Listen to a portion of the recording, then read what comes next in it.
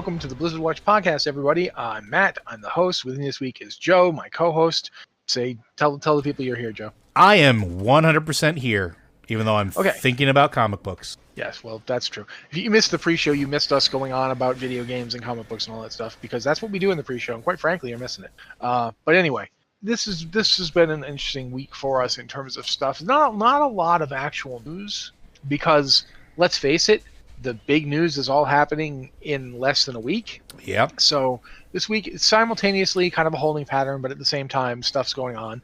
They put out a cool cinematic trailer / guide to the Shadowlands this weekend. I don't know if you guys saw it. That was the intro video for Shadowlands. Yeah. Well, it's not the... They still have the Sylvanas one. That's still a cinematic for the game. But yeah. This one's much more of a, this is what the Shadowlands are like. I think when you get to Ouroboros, it might be something. I'm not sure. But it's really cool. They put that out. And we're now in week 2 of the pre-expansion event, the Death Rising storyline, which if you haven't done any of the stuff for that, they've ramped up the spawns in Icecrown. Every 10 minutes now. I'm going to tell you right now, ton of zombies. Oh yeah, it's trolling season. We've officially entered the pre-patch trolling season. Yeah, I tried to get to Icecrown and I got to Dalaran and I got turned into a zombie as soon as I got out of stepped through the portal. So I got on my mount before I could actually turn, and I just dropped myself off the side of Dalaran to die right there. I died on the ground and obviously raised as a zombie. So then I died again, and I was done with it. That's how I got around it. But yeah, it's all happening. So that's this week. This week is basically just more pre-patch.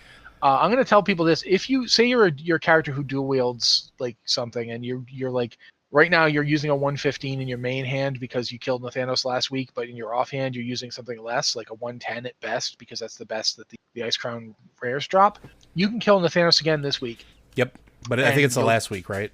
Yeah, it's the last week. It's this week, and you're done. But for instance, my character right there is using 2 115 weapons because I killed Nathanos twice. So that's nice. If you don't have heroic or better Nyalotha gear, then you can get yourself 2 pretty solid weapons that'll last you a couple levels as you're leveling up. I don't think they start giving you above 115 stuff until you're at least level 53. So yeah, that'll last you a couple levels, and that's nice. So there's that. Also, Diablo 3 Season 22 is going to be in 3 days from the time we're recording this. If you're listening to the show recorded, it was I think the 17th today. Time melts to me. Today is the 17th, folks, as the time of this recording. So in 3 days, so I think Friday, Wednesday, Thursday, Friday. Yeah, Friday, it'll be the new season, Season 2. So if you've been waiting for that, you'll have Friday, Saturday, and Sunday to mess around with that before you won't have any more time, because Shadowlands will be out and you can't do anything else with your life. I apologize. That's just the way it is. So yeah, I think there's been some Hearthstone stuff too, but I'll be up front. I haven't really been paying attention. It's basically been more of the same for Hearthstone. They're talking about their Darkmoon Faire expansion. That's cool. But if you don't play a lot of Hearthstone, nothing really tremendously notable. So. However, if you do play Hearthstone, I should point out that this is actually a really cool time to be a player. I know several of the folks in our newsroom are very, very excited about the Darkmoon Faire stuff, the alternate possible histories that it's telling, and maybe some of the dark secrets that will be revealed throughout the course of everything of, what is it, Silas Darkmoon? I can't remember his name. The little creepy gnome. Silas Darkmoon is the head of the guy who does it. Yes. Yeah, that creepy gnome that I maintain is the reason that I dislike gnomes. I guarantee you that is the reason why I think gnomes are creepy, is because that shady Silas. Just throw that out there. But it is a good time to be one of those players. So if you were a fan of Hearthstone, maybe see what's going on with it. Check it out. See what's going on, because you might have some fun with some of the weird alternate things that they're doing and the new card mechanics that they're introducing. Okay. That's basically it for now. We're going to move on and do some questions and stuff, because that's what we do here on the show. If you have a question for the show, please send it to podcast@blizzardwatch.com with the subject line podcast or Blizzard Watch, so we know it's for the show. If you don't want to use email, we do have a Discord server. You can go to the Patreon Q and Podcast Questions channel, where several of the questions this week came from, or you can go to the Q Questions channel, which doesn't limit itself to patrons the way the patron channel does. We do look there too, although this week I didn't. I felt like we had a good arrangement, so to speak. So, but yeah, Joe's going to read them for us. So if you don't mind, Joe. I will be happy to do so. This first one comes from Danthendris. I apologize if I pronounced that wrong. Sorry. I'm a Blood Elf Death Knight on the Thrall server in the Damnation Guild. What are your thoughts on the possibility of us seeing Arthas once again in the Shadowlands? All evil people, and in the Shadowlands, all evil people, and what do you think everyone's reaction would be if we do see Arthas, and if Jaina is coming with us, how do you think Jaina will react to seeing Arthas? Okay, apparently son of Ninjox. Multiple names! All of the names. Sorry. Yeah, what do you think? I think we've covered this a few times on Lore Watch, yeah? Yeah, we talked about it before, but I think if we do see Arthas, we won't be seeing him right away. I do think, however, it's the sheer amount, the Scourge pre-invasions, the pre-expansion stuff. I cannot talk today, apparently, but the Scourge pre-expansion stuff has got me rethinking my opinion about whether or not we're going to see Arthas. Really? Well, because they're using all the Scourge bosses. Yeah, I thought that was interesting because, I thought that was an interesting statement, especially if Sylvanas is the one pulling the trigger on that. I don't think Sylvanas is the one pulling the trigger on anything. Here's the thing. When they said that the Jailer was the final boss of this expansion, they weren't kidding. And the more and more I'm getting that sense that Sylvanas is not driving this bus anymore. Which is fine. Yeah, which is fine. And, but it does have me interested in what's happening. The sheer amount of going around Icecrown and hunting these rares. I mean, yeah, it's just a way for us to get loot and to do an event. But at the same time, why are these Kyrian bringing back all these fallen Scourge? And they are. The Mossworn Kyrian are just showing up and summoning in various members of the Scourge who died. Who we killed. They all died. We killed them. It's literally like when, you can imagine a character going, but you're dead. I killed you. I took stuff off I took this off of you. This thing you just dropped. I took it the last time. It's very much that. And I find myself wondering what it's supposed to mean.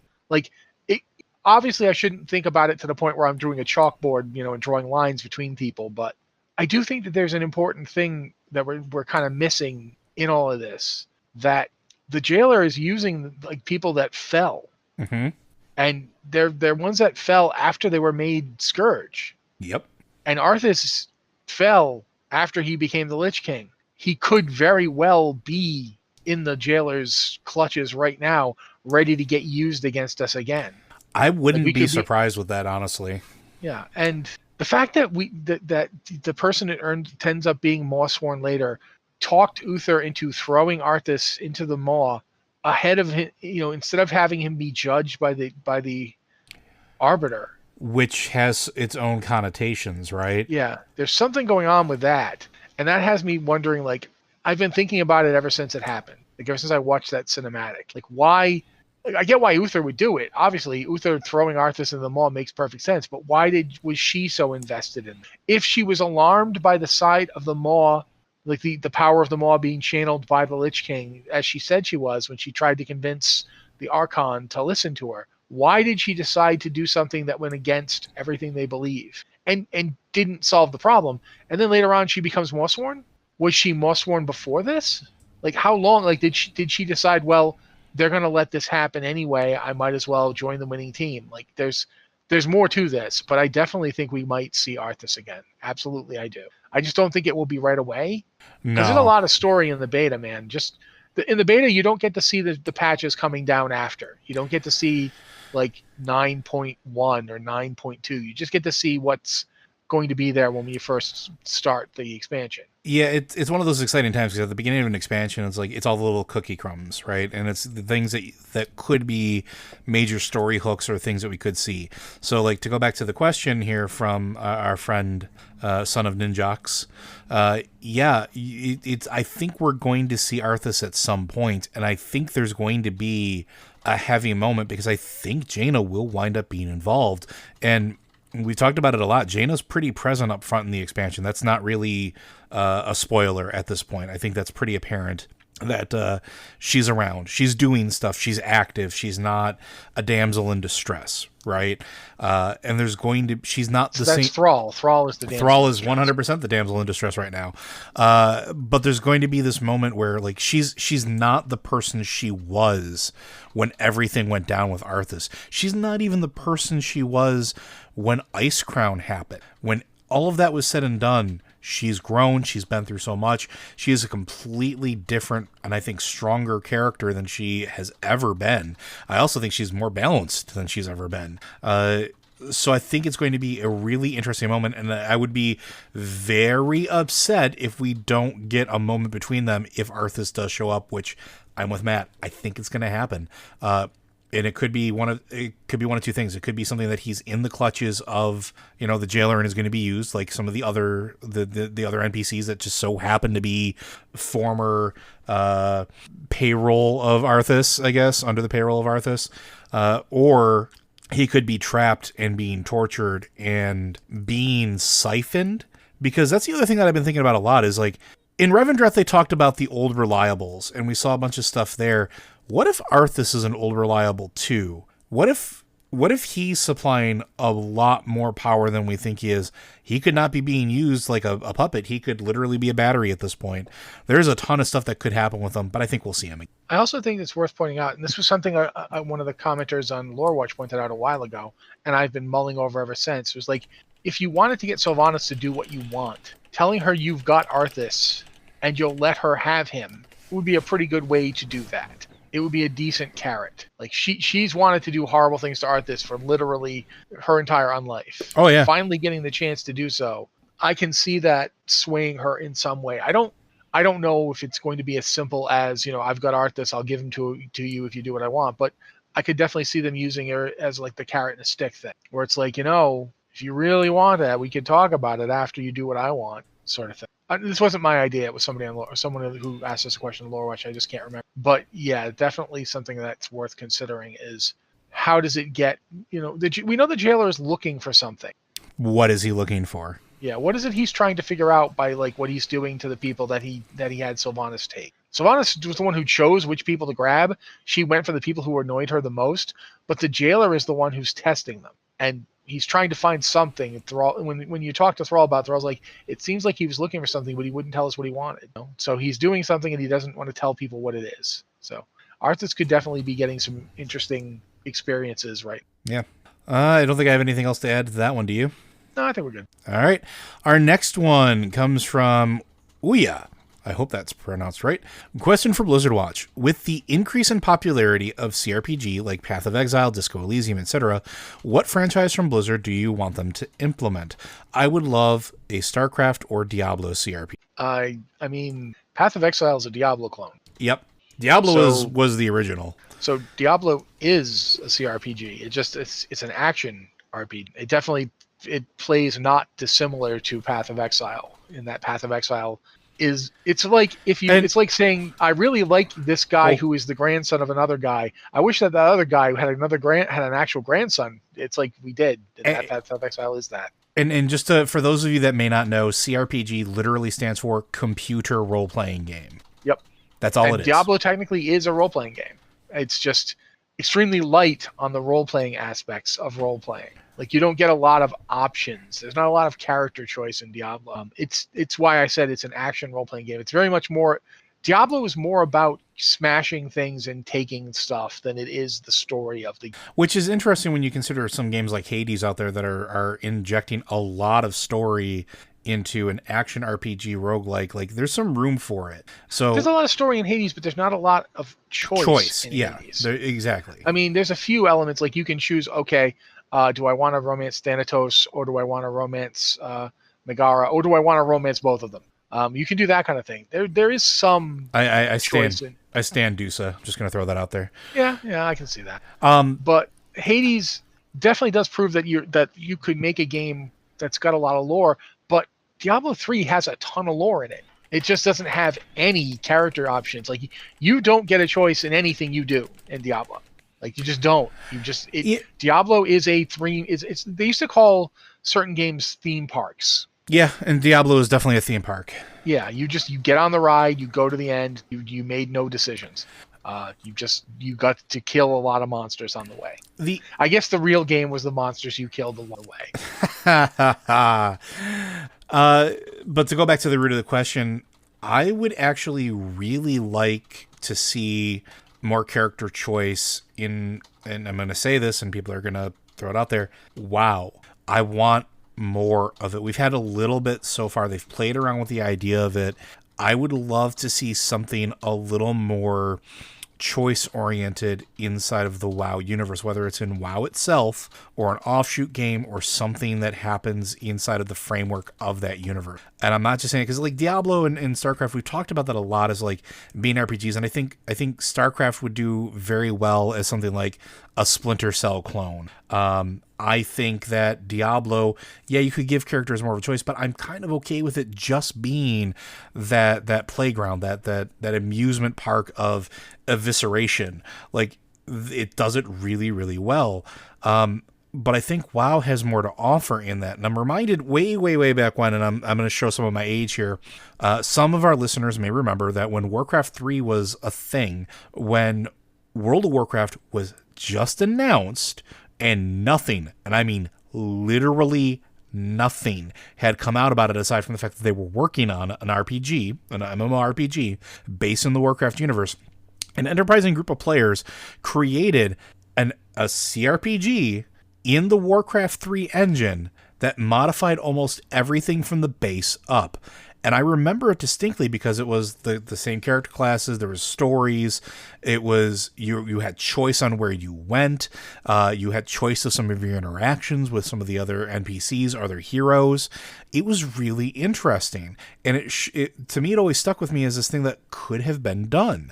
Like you could have a cool RPG built within inside of the WoW universe, and maybe it goes alongside the big story. Maybe it's an alternate timeline. Whatever the case is, I don't care.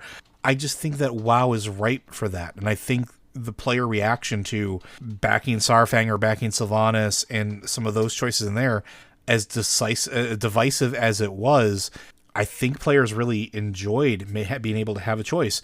And we talked about this before. Matt and I have gone on about this. I wish I would have had a choice not to burn Teldrassil down, because I don't feel my character would have had any part and parcel of that. I didn't get a choice. Like, there's these options that you could have some really cool divergent storytelling inside of the WoW universe, and it doesn't have to be inside of the WoW MMORPG. You know what's interesting that as you say that, something that keeps coming to mind for me? Imagine if when you're Horde, you get to that point where Sylvanas gives the order, and you can decide, no, I won't be part of this, or yes, I'll go along with it. And if you decide no, you try to rush down to the catapults to stop them. And on your way, you run into a night elf patrol that is like trying to evacuate people, and they attack you. Mm-hmm.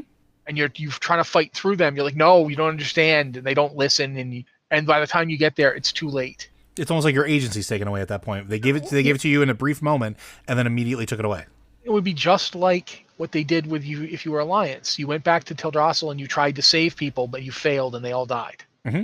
Like you collapsed about 20 people in, and so thousands of people died. I think that would have meant that people on both sides would have had that same feeling going into the expansion, and it would have let you feel like I did. I tried to stop it. I failed. You know what I mean? Like there's room in World of Warcraft for failure in the story, and there's room for stuff that only happens.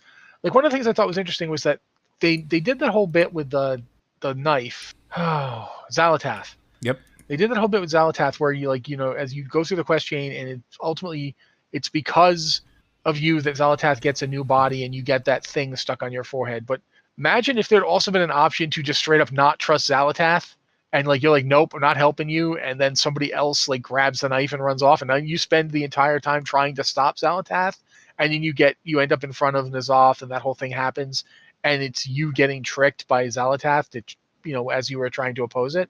And then you don't have to say, well, yeah, I very dumbly aided a magic talking knife, and it turned out it was evil, which I knew. But the thing was just one step ahead of us, and you still have the story. There's room for this, and I feel like they've they've made some steps towards it. I think there's interesting choice in the fact that we choose our covenant this time around. Yeah, I think there's some element of that, and I praised that when they first talked about it, because I think it's cool because it gives you a little bit of a unique flair, and it's not. Order halls were good. They were interesting to a point, but they didn't. I think that they were.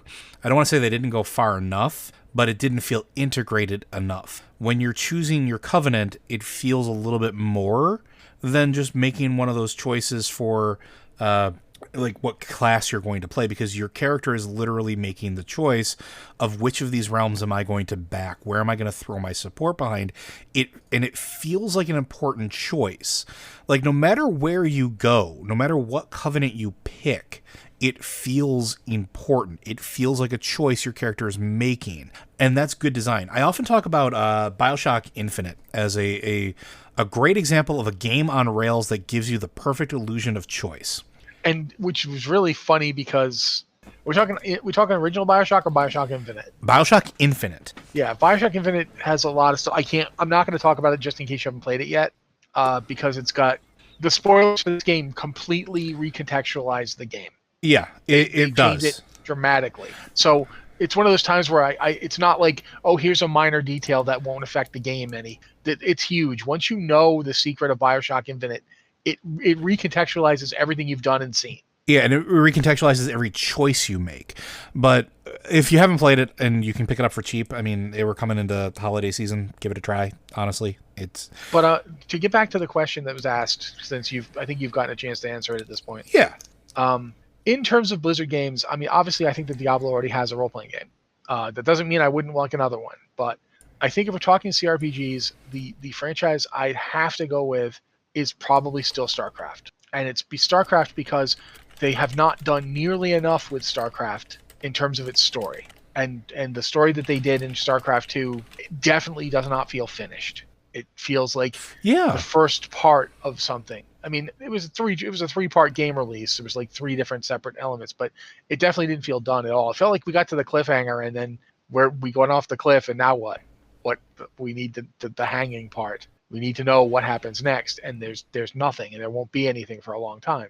So I would definitely have to go with StarCraft. But yeah, there's a lot of what Joe says about choice is really interesting to me because it is something that World of Warcraft does not do as good a job as other games. I think people who are playing Final Fantasy definitely buy into the illusion of choice that game provides because they put the groundwork in to give you that feeling of choice and to give you that feeling of it mattering, of consequence.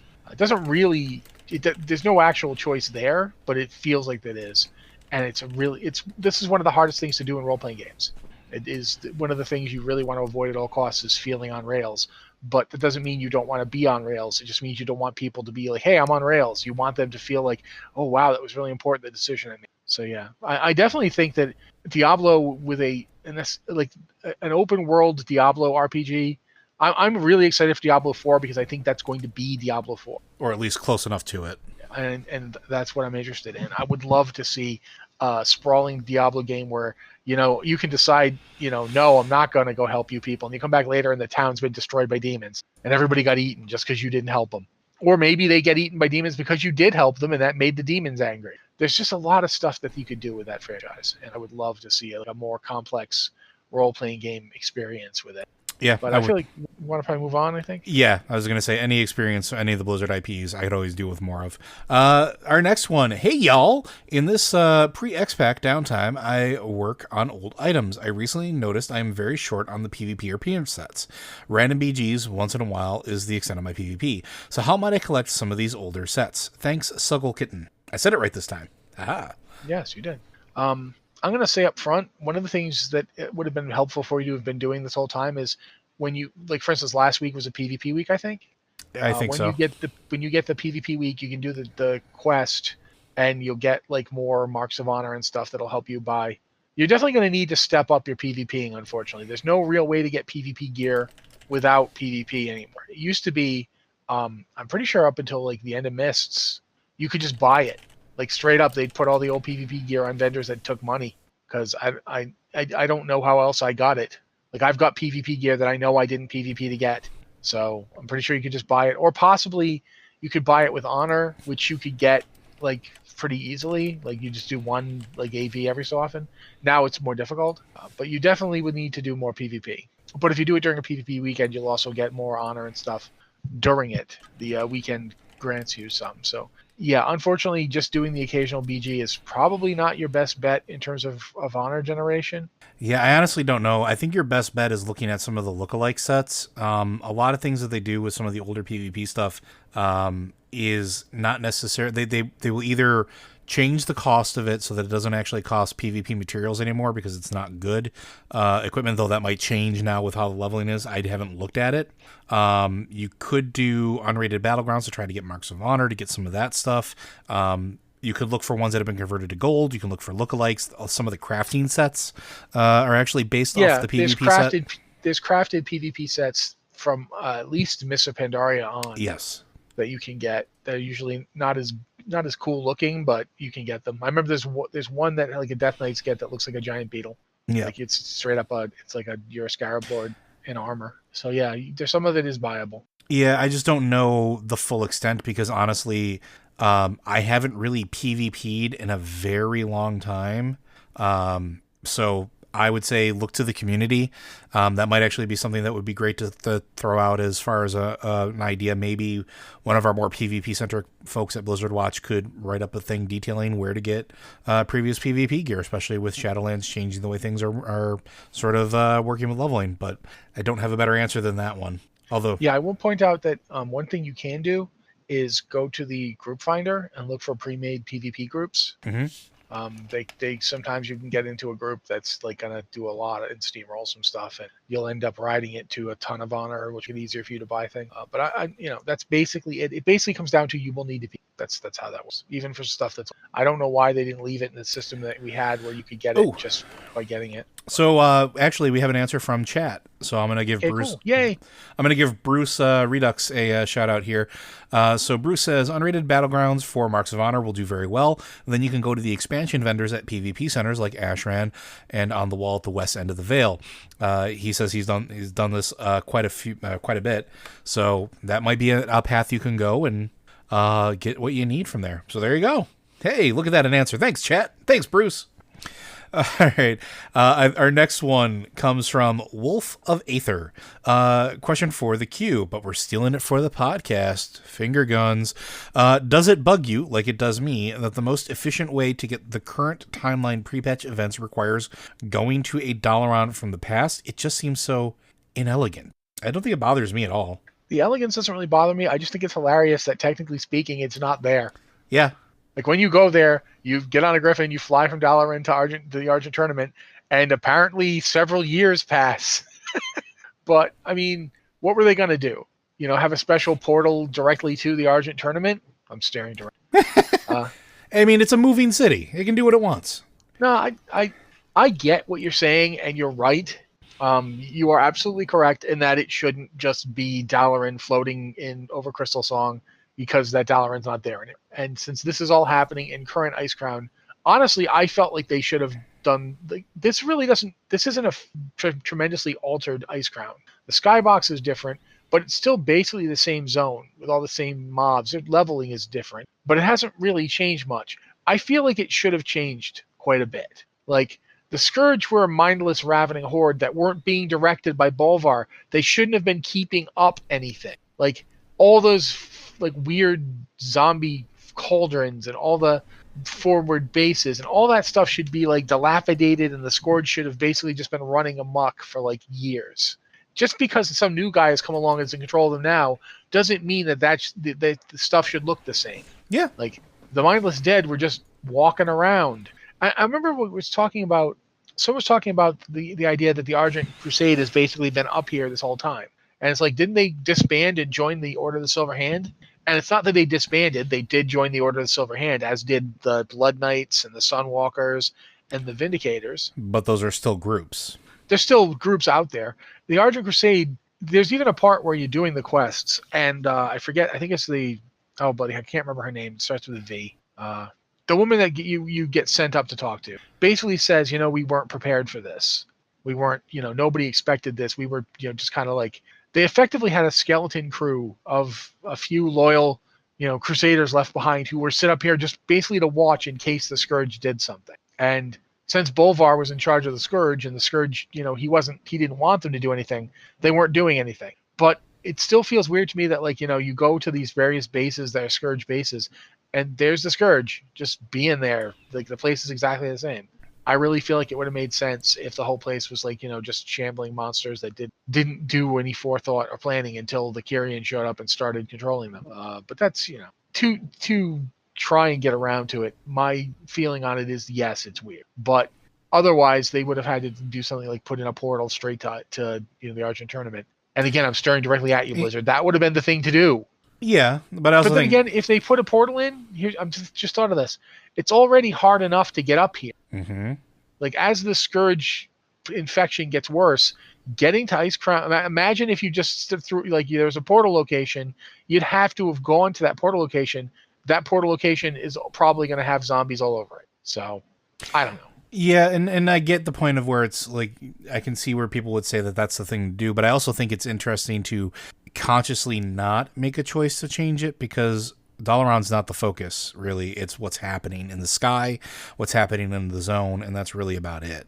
Well, plus, Dalaran... there is something to think about here. Dalaran was over the Broken Shore because the Legion invasion was happening, but it's not happening anymore. If the sky just got ripped open and multiple important people just got kidnapped, Dalaran might, in fact, move back up here to watch it. Which would be cool, and then you're talking about a whole new zone instance and potentially, or phasing or whatever. You don't have to. You can just say in lore, Dalaran moved back up to Crystal Song Forest to watch the Scourge when the sky got ripped open. You don't have to see a new Dalaran at all. It doesn't have to be in game. Chat's telling us that there is a portal up there to the Argent tourney. Not one I knew about. We'll have to take a look at that, because I don't remember seeing one either. But again, I'm also not spending a whole lot of time up there. So, all right. Anything else to say on that one? No, I'm good. All right. Our next one comes from our good old friend 6K. Question for the podcast. In Warcraft, a lot of lore is borrowed from other stories and ancient theologies, i.e. the old gods and Lovecraftian horrors, or Ulduar Norse mythology. So in that vein, where does the name Zaval Herald from, and what mythology will the typology of the Ancient Ones be borrowed from? Just because they've done that before doesn't mean that's what Zaval is. It doesn't have to be copied. He's an archetype we've got lots of archetypes of figure, trapped in the underworld, forced to rule it. That's literally the story of Hades, the Greek god of the underworld. He didn't want to be the god of the underworld, but his brothers won all the good places, and he ended up with just the leftovers. It's actually really a tragedy for Hades, because Hades was the eldest. Hades was older than Poseidon or Zeus. He was one of the first ones born. But since Zeus was the one who actually defeated their father, he got to be king of the gods. Mm-hmm. Whereas Hades, again, they were dividing up the cosmos by lots. Zeus took the sky and it's his own permanent abode. He let Poseidon take the waters, and Hades got stuck with the underworld, the underground chthonic stuff. It's interesting enough, if you go back, and I know this has nothing to do with World of Warcraft, but I've got to talk about it. In ancient Linear B, the name Poseidon it's Ponewaidan, basically. It doesn't mean anything. It's not a name, it's a title. And if you look at the way the language was structured, it's pretty clear that in ancient times there's Argosian myths of Poseidon and Demeter having a mare together. They had a child that was a horse. And sometimes, essentially, at one point there wasn't a triumvirate of Zeus, Hades, and Poseidon. There was one god who had all three roles, and he got broken up into the three of them. And to me, that's what's interesting about Zoval, is what is the jailer? What was he? What is he?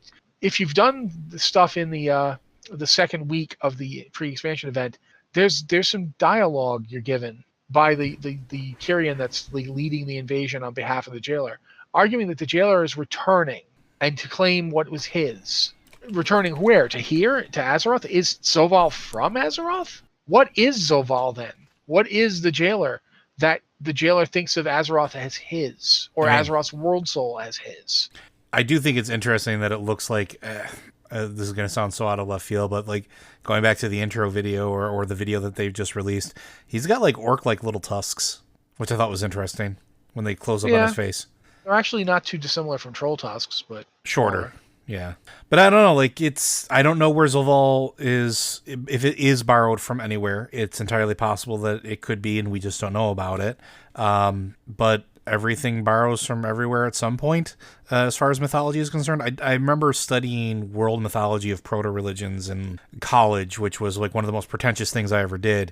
But one of the things that was really apparent is it didn't matter where in the world you were, if you were within a certain geographic region, like basically the idea of theological spitting distance, you shared similarities in stories and proto mythology. Like you had similar types of gods, whether or not their personalities were exactly the same. This is why you can have Thor and Perun, which I think is Perun is Polish. I think I want to say he's Slavic. Slavic, thank you. But you could have like these similar gods with different names and different origins, but have similar things. Everybody borrows from somewhere at some point. So maybe as we find out more, what do we think that means for the ancient ones? No idea. For all I know, they could be ordering themselves after the original beings that ordered the Marvel universe. Who knows? It'll be interesting to find out, though, because I'm guaranteed that as we find out more about the ancient ones, we're going to start to see some of that influence from probably 1,000 different directions. But I'm excited for it because I don't think it's borrowing too heavily from any one specific thing. Like, we talk about this a lot. Like, the original religion of Warcraft was basically Christianity. It had God. It had like that sort of thematically thing going for it in the original Warcraft. It shifted over time and changed to something completely different. Same with the whole idea of darkness and void and evil and what that was. It evolved, so it's entirely possible that what we're getting now is new as far as all that goes. It's different. It's not too heavily borrowed from something specific, but is an amalgamation that they've created all on their own. And I'm excited for that because that's cool. Let's see here. Anything else you want to add to that one, Matt? I've been thinking about it for a while. It's fair to say that Ulduar borrows from Norse mythology, but Ulduar also borrows heavily from comic books. Oh, yeah. Specifically Jack Kirby comic books. Oh, yeah. Like, if you want to talk like Ulduar and the Titans, the Titans in general are very heavily drawn from Marvel Comics stuff by Jack Kirby. The Eternals series he did. Yep. And it's also deeply inspired by the New Gods that he did for DC. And I think Zoval is much more along the lines of the New Gods, where they take the new figure. Like Darkseid isn't based on any particular figure from world mythology. He's an archetype. Mm-hmm. He's basically the god of fascism. He's the god of destroying free will. Like anti-life in Kirby's new world, the fourth world, wasn't death. It was the lack of free will. Anti-life was being unable to live your life because you wouldn't be allowed to. I think Zoval is much more like that. He's not based on Hades. He's not based on any particular death god. He's an archetype. This powerful primordial force banished long ago that's trying to return and reclaim what it lost. I think that's where we're going with Zoval. I don't think Zoval is like, he's definitely Mesoamerican. Although certainly there are some elements that reminds me of the House of Nine Dog Knives in the Shadowlands. So we'll see. But I definitely don't think it's as simple as, they're drawing from this. He's Phoenician, he's Bel. I don't think that's what they're... No, and I think you're right. I think hitting on the archetype thing is probably more important. Like, he may fit an archetype, but that I think that's about it. Our last question of the day, unless we get some interesting ones from chat, hint, hint. This is from Verdigree. Question for either podcast from Verdigree, Undead Mage from Dalaran. So here's the thought. What if Elune is like the old gods, sending out fragments of something hurtling through the universe, hoping to meet planets? What if all or some of the moons in the Warcraft universe are all pieces of Elune? Moons are rocks, and are sort of rocks. Secret solved? ? Wishing you well, Verdigree. Didn't Anne do something about this a long time ago? Not the moon part. Not the moon part, but like the flinging of light matter into the universe? We've talked about it before. I'm sure Anne, had talked about it, but even if she had, she can't talk about it now because now she knows more. She knows way too much. Yeah. But in terms of what Elune is, I do think that's going to be at some point we're going to get more details on what it is. I don't think Elune is a Titan or a first one, or is anything like the creatures we're seeing, the Pantheon of Death. Clearly, Elune is powerful enough to have a role in Ardenweald without having to ask the Winter Queen, which is interesting because it's the Winter Queen's realm. Mm-hmm. But Elune can just send people there and has a role there.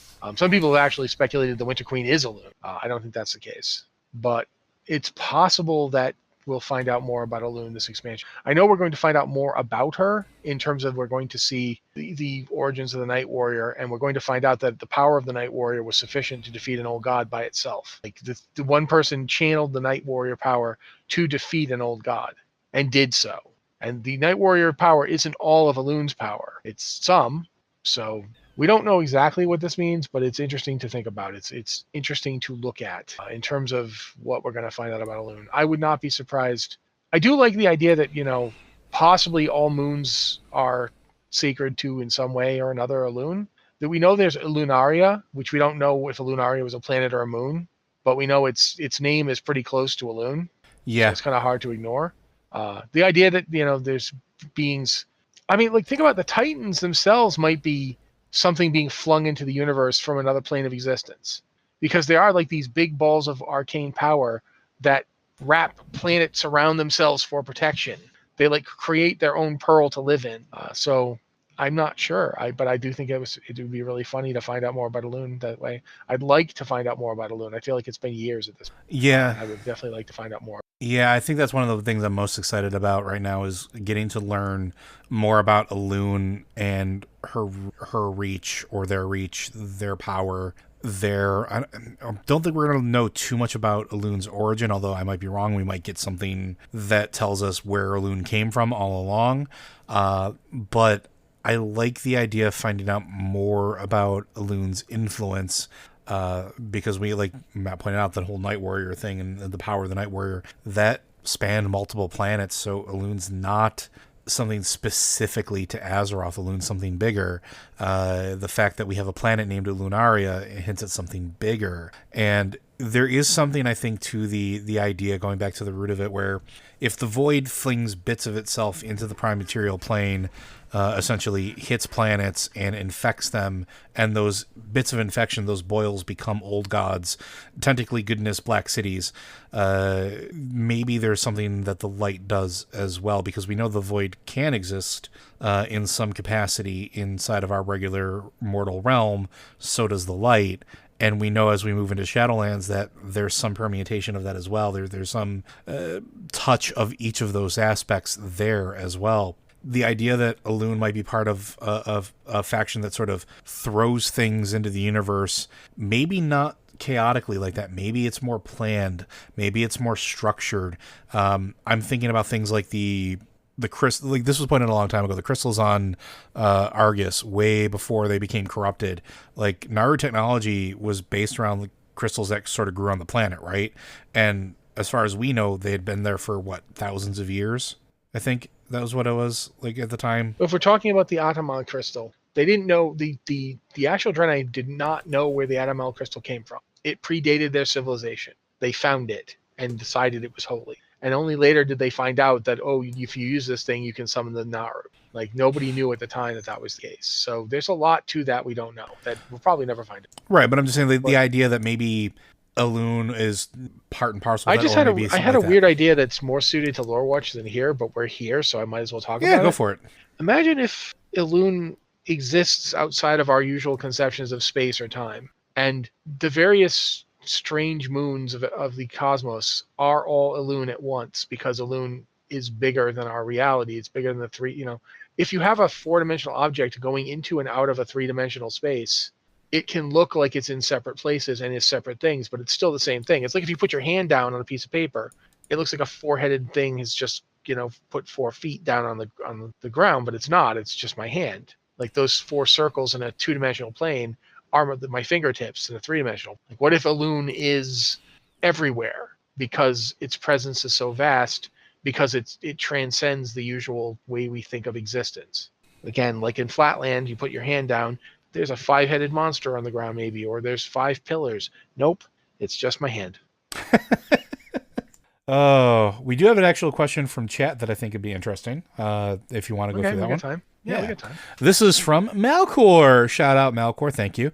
Will the servers be able to handle all the traffic on launch? I'm assuming this means Shadowlands. Any tips on how to prepare for leveling in the starting zone? So when you're talking about starting zone, Malcor, I'm going to ask for a little clarification. Are you talking about the current starting zone for new characters, or are you talking about starting the leveling experience in Shadowlands? While I wait for that response, I think the servers are going to do pretty good. Honestly, the servers have actually held up fine, or relatively fine, the past couple of expansions. I mean, there's been some hiccups, but they've been remarkably smooth for worldwide global launches. Yeah, and not only that, like, I know that the server team has put a lot of work into reworking the architecture and making sure things run very smoothly for us. And I have a lot of faith in the work they've done. Like, not getting too insider baseball on it, but like knowing some of the things that they've done, they've made incredibly smart decisions to try to handle the load. And I think they've been mostly successful at it. I think Shadowlands is going to be a fairly good launch. Legion wasn't bad at all. Like, it had a few hiccups.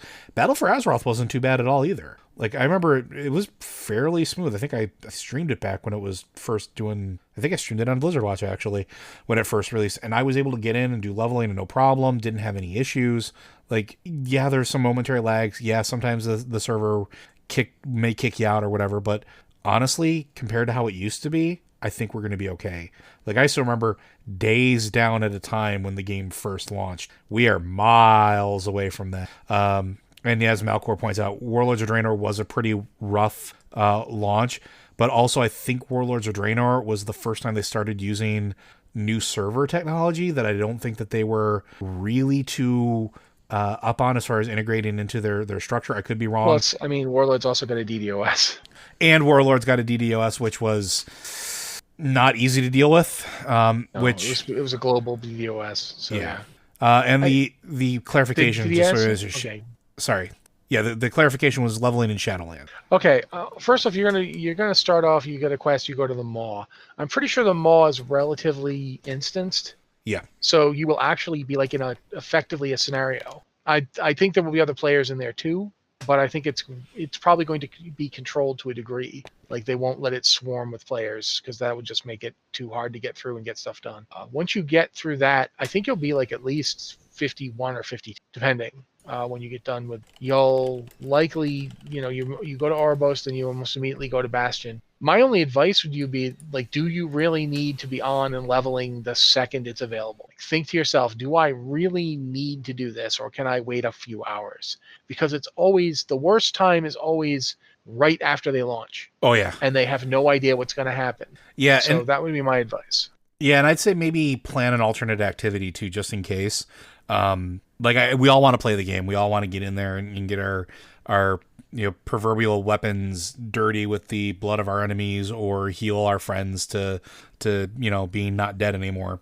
Or heal them so much and so well that they explode. No, it's not going to work. No, I'm doing it. I'm healing them to death. No, it's just making them feel better. But we could heal them with fire. But plan something else just in case, right? Like, always have a backup. Like, one of the things that I do when a new game releases, especially something like this where there's a server that has to be logged into, is I look at what other games I have that maybe I want to play in the background, whether it's maybe Diablo, the new season will be rolling. Maybe it's I load up Control, or I load up Hades for a couple quick runs while things calm down and while people settle in and while things stabilize. So I would say, as you're prepping to level, like Matt said, maybe you don't have to do it immediately. Maybe just take a breather, wait for things to settle down or see how they are, and then you can dive in. As far as prepping for in-game leveling, I say this all of the time. Every expansion release, don't rush. Take your time.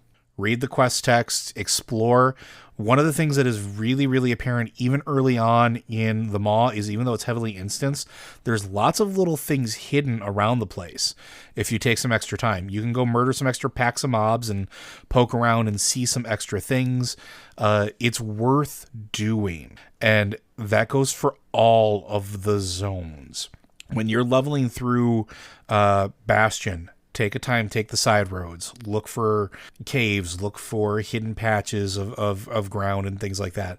There's a lot of detail that they put into each of these zones, including the Maw, that rewards you for taking your time and going to find it. I know a lot of players that are going to rush to max level. And if that's your playstyle, great. But I'm saying there's a lot of stuff to find. So maybe take your time. Think of it like leveling in this expansion is going to be like pouring water down a funnel. There's only so much room for turbulence as the flow gets constricted, as you're trying to pour all those people down a relatively limited amount of quest area. If you can do anything to make it less turbulent, it'll be easier for you and it'll be easier for everybody else. That's why Joe and I are suggesting various things like, hey, I have something else you can do if the servers aren't up, or, take your time and don't hurry, because that reduces turbulence and that means it's a better experience for everyone. Yeah, I'm not saying don't try to play the game.